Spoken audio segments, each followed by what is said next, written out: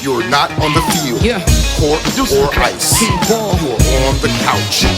From PG to DC, this is Coaching from the Couch with your host, CWall. Delivering coverage for all DC sports teams from a hometown perspective. Nats, Skins, Mystics, DC United, Washington Wizards, Caps, Bowie State. My name's CWall, I'm a PG girl. Down for my skins, I don't know if you heard. If you like watching sports, then I am your girl. Sit down on the couch if you not on the field. Cold on the ice, pick any sport that you want. Know that I cover it tight. What would you like? From baseball to football and more. The list can go on the whole night. Big shouts out to my HBCU fam. Never forget who I am through the wins and the losses, the highs and the lows. We gotta stay strong, so I stay 10 toes. Make the competition back. The way I kick it make them mad, man. CWall and we live and direct. Sit back on the couch and relax. Come on. Good evening. Happy Thursday and welcome to the third episode of Coaching from the Couch. I am your host, CWall. First, let me say there is a little bit of background noise. Actually, it's a lot, so I have to use my outside voice, but, you know, think of it as like theme music behind me in case you hear it. You know, it's all good. But thank you so much for joining me again on another Thursday. Got a lot to talk about, but let me just tell you a little bit about the lineup. First, we're going to do homecoming season. I know last week we did it last, but the beauty of being in on something early is that you get to see how it evolves and be part of the shaping. So I am already getting ready to get into the homecoming season. Next, free my man Tom Wilson. You've got to free my man Tom Wilson. I have got to talk about Redskins. It is Beat Dallas week and it is Wizards opening night. So of course I got to talk about the Wizards. So first, shout out on homecomings. Duval High School, stand up. Where are you at this week? Duval's homecoming is this week. They take on Oxon Hill. Then we have Potomac High School that is taking on my alma mater, Bowie High School, this week. Good luck to you all. Then we have all the way down in Southern Virginia. See, I have to shout out this high school because this is where my family is from. Halifax County High School. If anybody knows where Halifax County is, go ahead and get on the stream right now and tell me where it is. And nobody that's related to me can comment. This is like a trivia question, kind of sort of. But Halifax County High School takes on Patrick County, and on the collegiate front, Virginia State University. It is your homecoming week. Make sure you all enjoy yourself. They'll be taking on Lincoln University, and then the Norfolk State University Spartans, behold the green and gold. They will be taking on North Carolina Central University this Saturday for their homecoming. So, enough of the homecoming shout-outs. If I did not mention your school, it's because you didn't tell me. So make sure I know, although next week I'm only going to talk about one school. You can guess what school that is. I won't, just give you a little hint. I'm only going to talk about one school next week for the homecoming shout out. So make sure you tune in next week for that so you can know which school that is. I'm sure I don't have to tell you. Hampton University. Okay, so moving on to the Caps. Free my man Tom Wilson. Let me stop. Free my man Tom Wilson. I told you all a couple weeks ago, they hit Capitals forward Tom Wilson with a 20-game suspension. The league is sick of him, I think. I think they tired of him being so aggressive and beating people down out there. But hey, listen, because he's on my team, I think he's just playing the way that he knows how to play. But a 20-game suspension is a bit steep. I'm mentioning this because today was his appeal hearing in New York. So hopefully they'll lessen the game suspension. I don't know if they will. If they don't, I think that's a huge message that the league is sending to Tom. And maybe Tom got to start playing nice on the ice or something. Y'all see what I did just then? Nice on. I didn't even. First of all, let me just be clear. I didn't mean to do that. It rhymed, but I guess he has to play nice on the ice. No pun intended, or whatever you like to call it. But that's actually kind of funny for some reason to me now. But Tom's I guess he's got to find some act right, just in case they don't lower that suspension. I think they're sending him a huge message, and we'll see if his appeal goes through. I didn't see anybody out there with free Tom shirts, so Tom might have to just sit this one out, I guess, for a few games. Tomorrow's Caps game is against the Florida Panthers. I want to mention the Caps are 3-2-1 right now. They had a thrilling game last night against the New York Rangers where they came out on top 4-3 in overtime. If you are going to the game tomorrow night, again, sorry. See, when you with me live, see, I don't even know what all that noise was. There's nothing I can do about it. But at any rate, let's keep going. If you're going to the game tomorrow night at Cap One Arena, but everything gets started at 5:30. They will be showing on the video boards. They will definitely be showing the all hours, the part 1 of Monumental Sports Network, the whole championship road to victory season last year for the Capitals. So they will be doing that tomorrow at 5:30. There are tickets still available, so make sure you definitely take advantage of that. I'm going to keep plugging going to hockey games because, like I said, so many of you have told me that you've never been to a hockey game, and it's a whole lot of fun.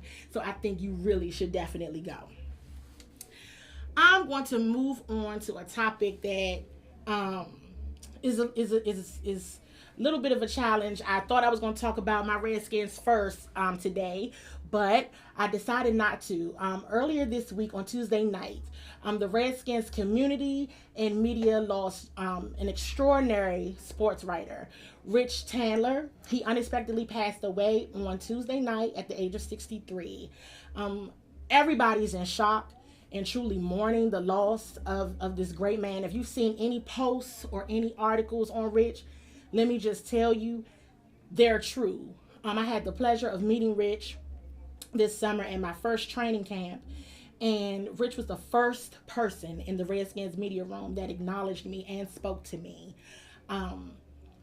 That 15 minutes of just talking to Rich Tandler, like I would tell him and like I tell other people in real life, meant so much to me because it confirmed for me that I could be in that media room and any other media room. He made me feel that welcome out the gate. He has such an extraordinary and inspiring story of how he started in the sports journalism. So I've now coined my own journey as doing it the Rich Tandler way, because it wasn't, the normal way of how, you go to college and you do something and then you move on. Nope, he just had a love for the Redskins and decided to shoot his own shot like I told him, like Steph Curry, and look at what he's become, such an inspiration to so many of us. So I wanted to shout out his wife and his entire family, the NBC Sports Washington family, and everyone that truly loved Rich Tandler and his writing. He will sorely be missed. He will be sorely missed. And for that, I'm going to dedicate my Beat Dallas segment in the memory of Rich Tandler. So let's just move right on to that. It's a very important topic. So I have to, and y'all know how I am about my Redskins. So who knows how long this is going to really be. So you know that this is a big week. And I've had to talk to several people and say, is this rivalry still a rivalry? Now, we're going to get back to that. We're going to get to that in a moment. But keep that in your mind as you're commenting and you're joining us online. Tell me what you think. Is the Redskins-Dallas rivalry, is it still important? Does anybody care? Is it still a rivalry? Now, let me just hold that. That's the question that I'm going to get to in a minute. Let's talk about this past Sunday and then leading up to this coming Sunday. The Redskins beat the Carolina Panthers. If you recall last week, I said the Redskins are more than likely going to win this game. If it's one thing that I know about my Redskins, it is straight up and down that the Redskins are truly, in the face of adversity and their backs are against the wall, they do know how to bounce back. They absolutely know how to bounce back. I'll give them that. When the chips are down, they've been getting dragged all week, they seem to know how to respond very well to that. Now, consistency is an issue. So since you did pretty good, you came up with the W, so that's what matters, right? You won on Sunday. Sorry, again, more noise. Consistency. I'm not so convinced that this Redskins team can rise to the occasion 2 weeks in a row. I mean, they're up and down, up and down. Everybody knows this. Anybody who's watching the game, you know that. But what I did enjoy on this past Sunday was at the game, one thing I wasn't right about was the fact that the fans came out and they really just showed off. I thought the fans were going to feel defeated. After the Monday Night Football debacle, I was like, you know what? People not going to keep coming out here and fooling with these people. But you know what? The fans were in full effect. Yes, there were Carolina Panther fans there. But where I was in FedEx Field, all the fans, everybody standing around, they were standing up the entire game. They were loud, they were cheering, they were engaged, they were all in. So that shows to me the fan base, even though we might get down and talk bad about them, we still are there for them and want to support them. They pulled out the W, and I got some stats and things I want to share with you all. But can they do it 2 weeks in a row against the Dallas Cowboys? This is important because this is now who are you in the division. So now it becomes you've beat some other NFC, you've done well. They've done well. Stats show it's be kind of ugly. But this week is critical, not just because it's Dallas, but because it's the first of the division games. So let me go into some of the stats from this past Sunday so we can talk about this coming Sunday. The Redskins forced 3 turnovers. This was the first time in 51 games that the Redskins forced 3 turnovers in the first half. Now keep in mind, I'm going to keep bringing up first half. Keep that in the back of your mind as I'm talking about this. First half, okay? Now, I'm going to go ahead and say it because I got this. If I'm talking about the Redskins, y'all already know what I'm about to say. Y'all know I'm about to say something about Josh Norman. If you listen, you knew it was coming. I can't help it. But you know what? I think he listened to everybody that dragged him last week. Not saying he had a perfect game, but I'm going to say it was the game he needed to have. Because Josh Norman is a leader on this team. He's a leader across the league. But on the field, he has to come back to who we know who he is as a competitor. He maximized opportunities, and that's what it's all about. That interception, hey, listen, it's a couple different things that I think in regards to that. But at the same token, he caught the ball because he could have not caught the ball. He and Monte Nicholson could have been looking crazy out there, and then it would have just been a complete debacle, and then I would have been up here mad this Thursday. But I'm not mad. He did a good job, and I hope to see more of that. But enough about Josh Norman, because I could talk about him for the whole rest of the show as it is. The Redskins have outscored their opponents 82-53 in the first half and has held opponents to an average 10.6 points in the first half. There go that word again. Here we go. First half. That's what they do in the first half. What was shocking? The Redskins holding the Panthers to 81 rushing yards, and they have now held 3 of their opponents to under 100 yards rushing. That's all Jonathan Allen and Deron Payne and them. Okay? We haven't been saying a whole lot about them, but I'm telling you, that front right there, they're holding it down whether we realize it or not. I know when you're just doing the regular eye test, it doesn't seem like they are, but they really, truly are. Shout out to them. I'm telling you, last week, I told y'all, Jonathan Allen is my person. After he cussed everybody out on the sideline in New Orleans, I said, that is my friend, and we're good. We're cool. Now, another thing to mention about the defense, Ziggy Hood was released earlier this week. Very nice guy, so I wish him nothing but the best.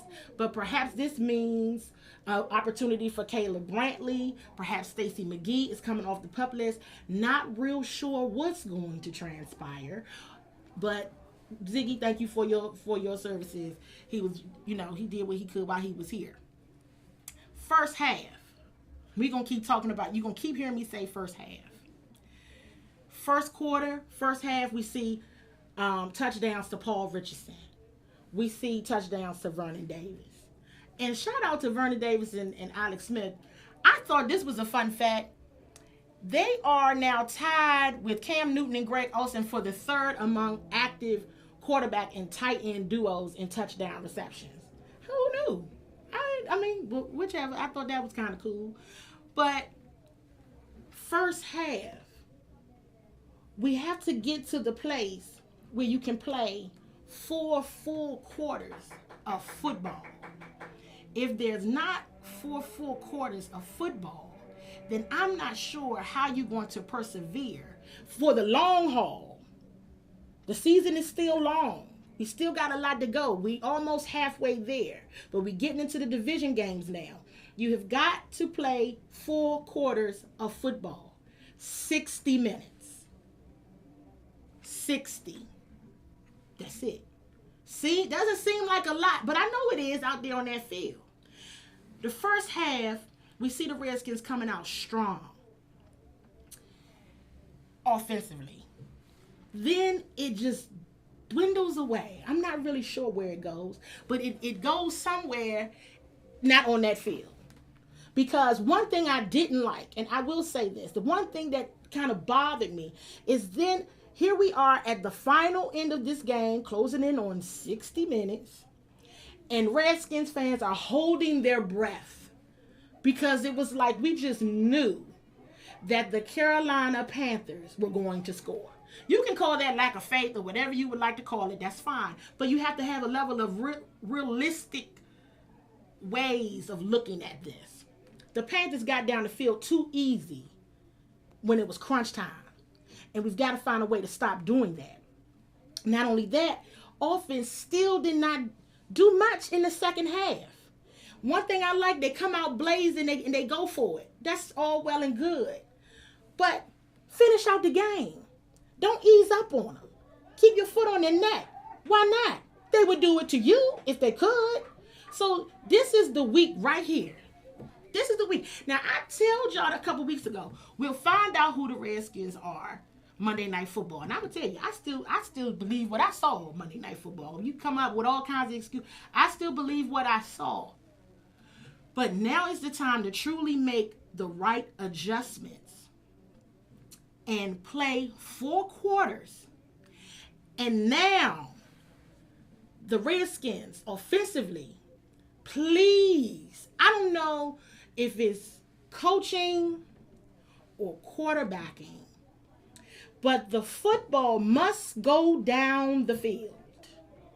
The running game is one of the best we've had in a very, very long time. Very long time. And shout out to Adrian Peterson, because I truly believe that he is the nucleus of this offense. He has been holding it down. And I tell you, I don't really know where the Redskins offense would be without him. And he's such a warrior. He's such a beast because he's hurt. But he goes out there and he gives it his best every single time. So, yes, the run game is strong with Adrian Peterson. But we got wide receivers and a healthy Jordan Reed that we have yet to see really do something.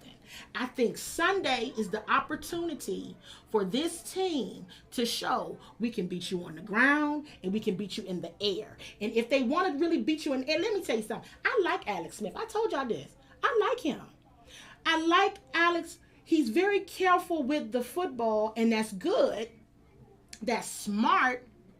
But we've also seen where people have been open, and I'm not real sure what Alex was doing. I don't know. I can't speak for him.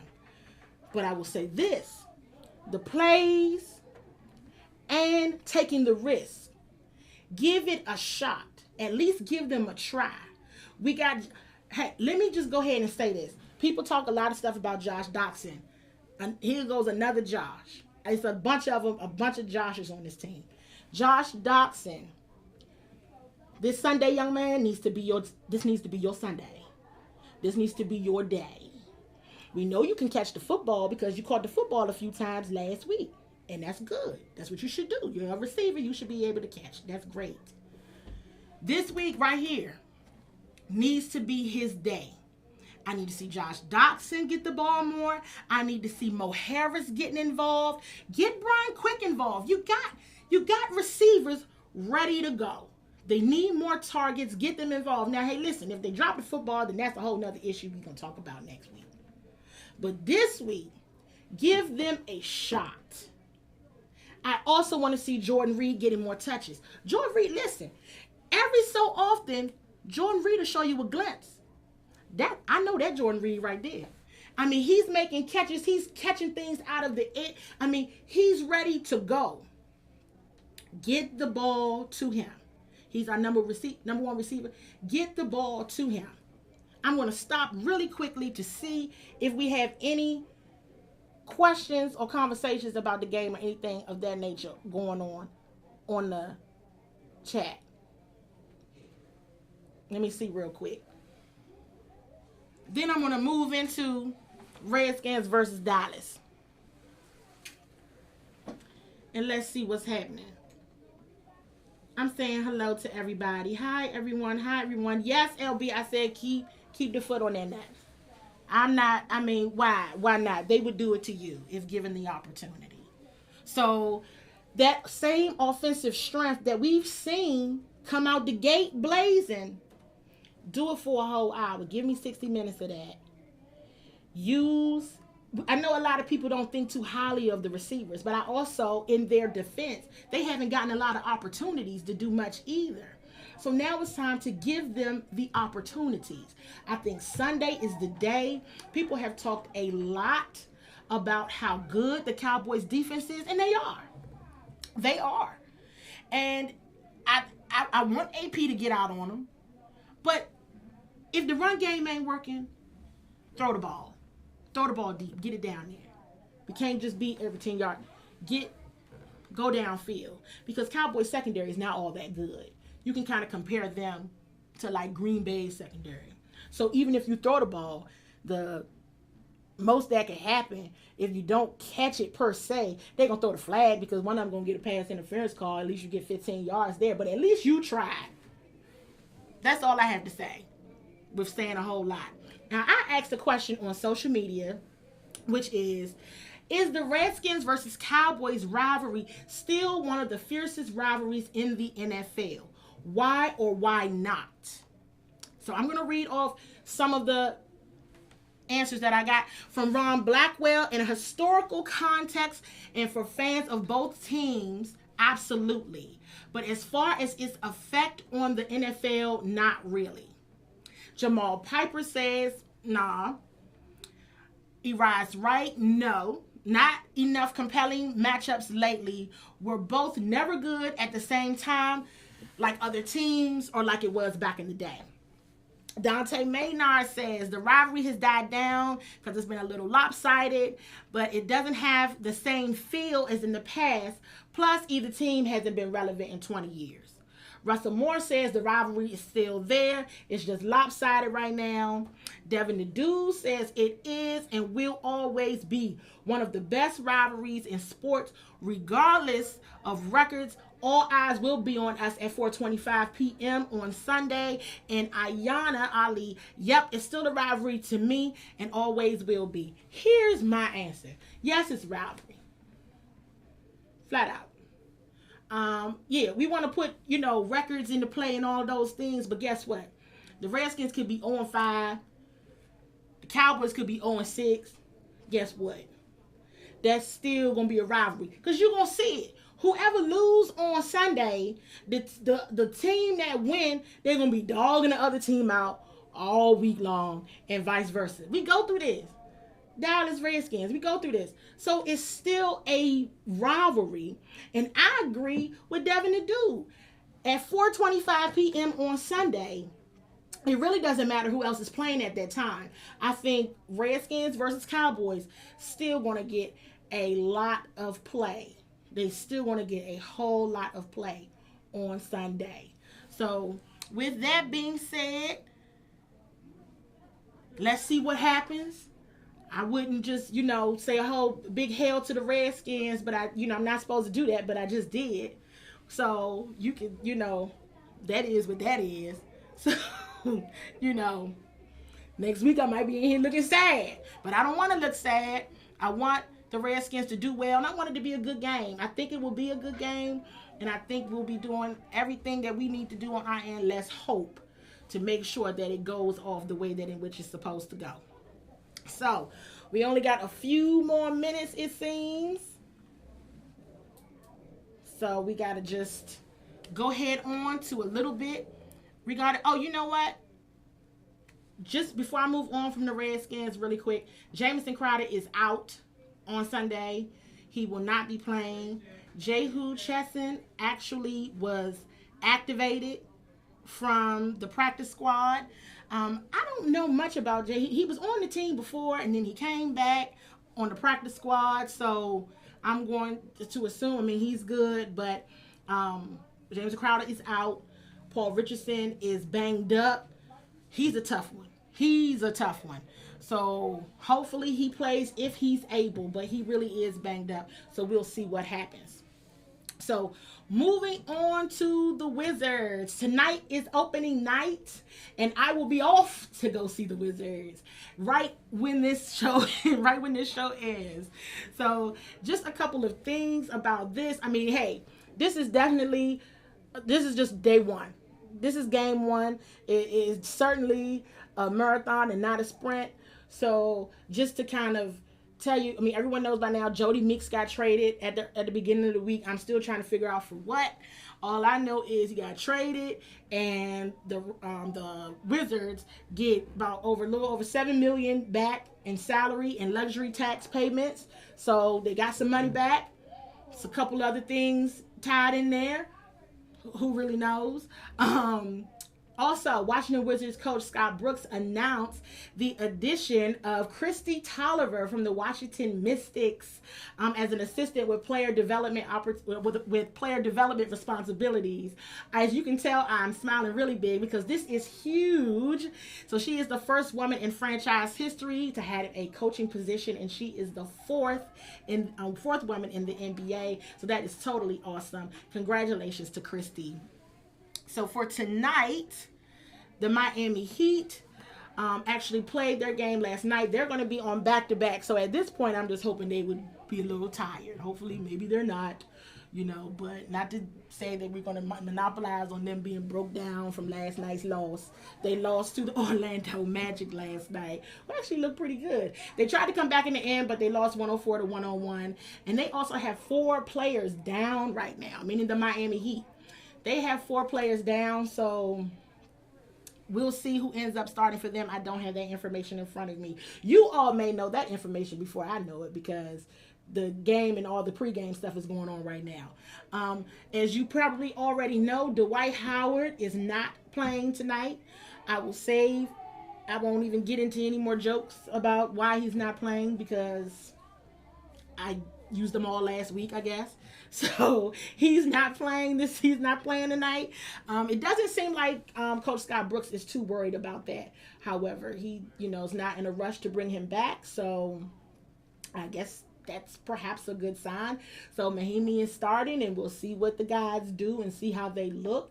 They are definitely saying all the right things, and that's what I'll say. They're for certain saying all of the right things, and they are energized. John Wall has said several times he does not care about personal accomplishments and personal accolades. He is all about winning this season. So we'll see what they put out on the court. I mean, as always, they have an opportunity to be excellent, and that's all we can do is see what they're doing. I think they are getting ready to maybe start a new way of doing things in terms of all shooting all these threes and everything. But as my good friend and Redskins Wizards writer Shoutouts Oliphant says, as long as Mahimi's not, shooting any threes, then we should be all good with that. So we are at the end of our show. I don't know if anyone else has joined or said anything, but thank you all so much for joining me this week. Next week and going forward, there will be start getting some guests in here. And there goes the music again. And so we're going to start getting some guests in here. No, I'm not going to tell you beforehand. It's like, no, I'm going to tell you all beforehand. But just maybe not a week beforehand. You might know just in time. Like, so at any rate, you all have a very good evening, and I will be headed down to Cap One. So if you're down at Cap One Arena, make sure you come holler at me. All right, you all have a great evening. Sports is what we do. It's the fast track at peak speed, moving across the ice, blockers, hitters, B-team, beatdowns, and knockouts, doubleheaders, playoffs, touchdowns, smackdowns, on the mat or on the track. The spirit of a champion. The triple-double. Make that double front flip. This is what we do.